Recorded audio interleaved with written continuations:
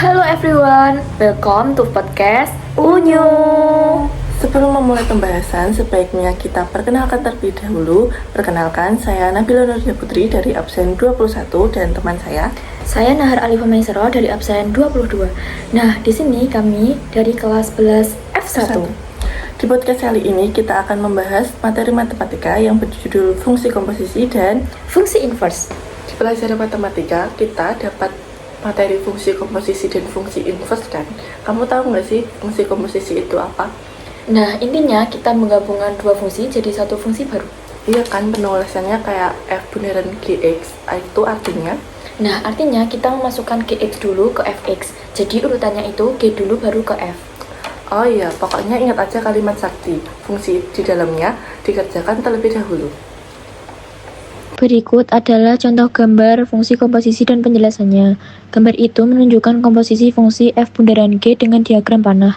Yang pertama, panah dari kiri ke tengah, sama dengan fungsi G. Yang kedua, yaitu panah dari tengah ke kanan, sama dengan fungsi F. Yang ketiga, yaitu jalur kiri ke tengah ke kanan menunjukkan hasil akhir komposisi. F bundaran GX sama dengan FGX. Jadi, gambar itu menjelaskan bagaimana suatu nilai masuk ke G dulu, lalu hasilnya masuk ke F. Nah, kalau ditanya, misalkan komposisinya udah diketahui, tapi salah satu fungsinya itu hilang, itu bagaimana? Tinggal disesuaikan aja. Oh, begitu ya? Intinya, masukkan fungsi yang diketahui ke komposisinya, lalu dicocokkan sama hasil akhirnya. Berikut adalah contoh soal fungsi komposisi. Diketahui dua fungsi yaitu fx sama dengan 3x min 2 dan gx sama dengan x kuadrat. Ditanya, f bundaran gx, g bundaran fx. Dijawab, yang pertama yaitu f bundaran gx sama dengan fgx sama dengan fx kuadrat sama dengan 3x kuadrat min 2 sama dengan 3x kuadrat min 2. Yang kedua yaitu g bundaran fx sama dengan gfx sama dengan g 3x min 2 sama dengan 3x min 2 kuadrat sama dengan 9x kuadrat min 12x plus 4. Dalam mengerjakan soal fungsi komposisi, pastinya kita sering menemukan banyak kesalahan, yaitu contohnya banyak yang kebalik ngerjain komposisi. Misalnya, ditulis F bundaran G, tapi yang dikerjakan dulu malah F.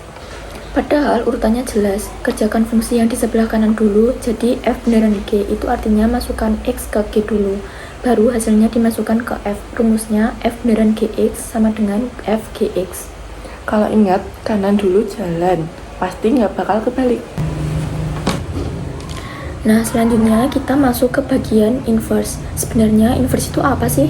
Inverse adalah fungsi kebalikan dari komposisi. Betul, kalau F itu memetakan X ke Y, maka F inverse memetakan Y kembali ke X, jadi mereka saling membatalkan. Secara umum, kalau Y sama dengan Fx, maka inverse-nya nanti berbentuk X sama dengan F inverse Y. Selanjutnya, di sini saya mempunyai langkah mencari inverse yang mudah diingat. Langkah pertama yaitu ganti Fx jadi Y. Langkah kedua yaitu tukar posisi X dan Y. Langkah ketiga, selesaikan lagi untuk Y. Langkah keempat, baru tulis hasilnya sebagai F inverse X. Simple. Terakhir, ada penggabungan dalam komposisi dan inverse yang mungkin sulit.